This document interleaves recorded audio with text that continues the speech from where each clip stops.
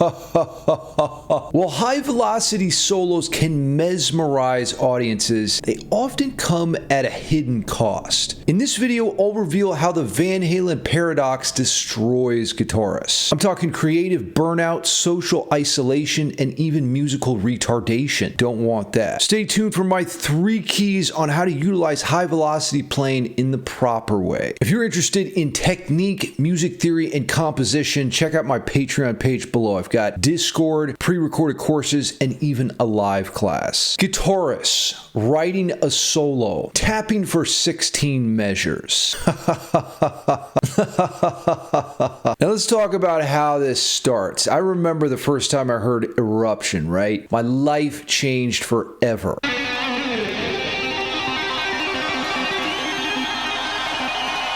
It didn't even sound like Guitarist, the crazy thing. His effortless fluidity and searing speed redefined what's possible. So Eruption's tapping section clocks in around 135 beats per minute. Now he's playing a sextuplet subdivision here. That's 6 notes per beat. Emphasis on the sex, by the way. So that's around 13.5 notes per second. I mean, holy shit, that's insane. Little did I know this began an obsessive pursuit of speed that would end in misery. Now, in my mind, I thought playing fast would make me sound like EVH, right? And not only that, I thought having this technical superpower would earn the respect and admiration of my peers. This turned out to be pure lies.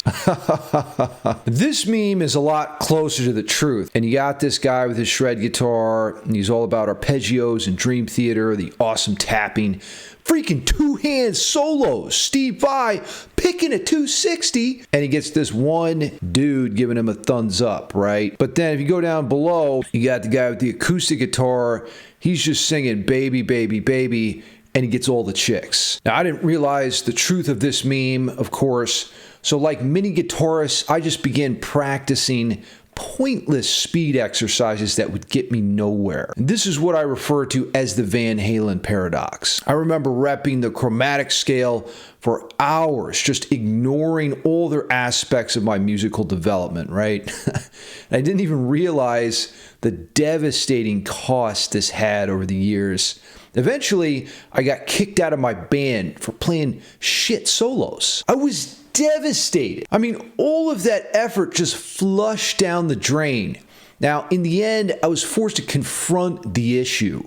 Why were other musicians avoiding me like the plague? And I'm not even joking. I think our preoccupation with speed creates a level of autism in the shred guitar community. I've seen this many times. What develops this autism is, we get out on our own, apart from the cruise ship here, like this meme suggests. The rest of the band is on the ship, but we get out on our own and we stop paying attention to social cues. We stop really interfacing with people, and we're just obsessed with this pursuit of speed. Nothing else matters. And over time, even if you weren't born with autism, this can cause your social acuity to atrophy, so you start to embody some of those characteristics. Now, the truth is, speed is just one of the factors contributing to Van Halen's legendary status. In fact, I'd say it's roughly 33% of the equation. The other 67% is taste and tone.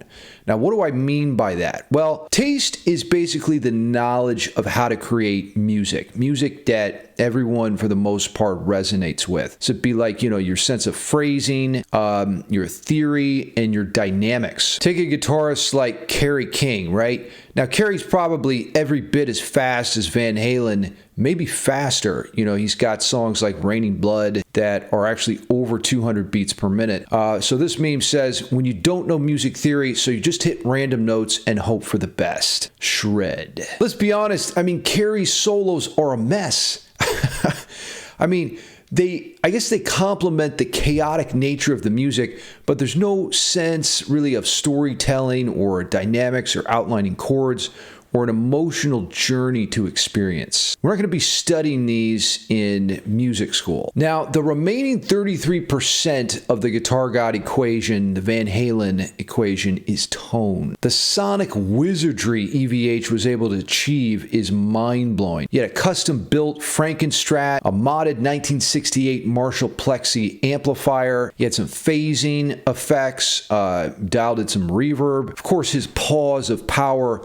Probably had some other stuff going on too, but that's a very, very important part of the equation, is the actual timbre or the tone quality and the frequency spectrum that you're using. Now let's talk about the real keys to the Lamborghini here. Over the past 29 years of playing guitar, I've learned 3 secrets to utilize and develop speed more effectively. Now, number 1, first and foremost, practice speed in a musical context. Now, what does that mean? Well, chromatic scales are powerful.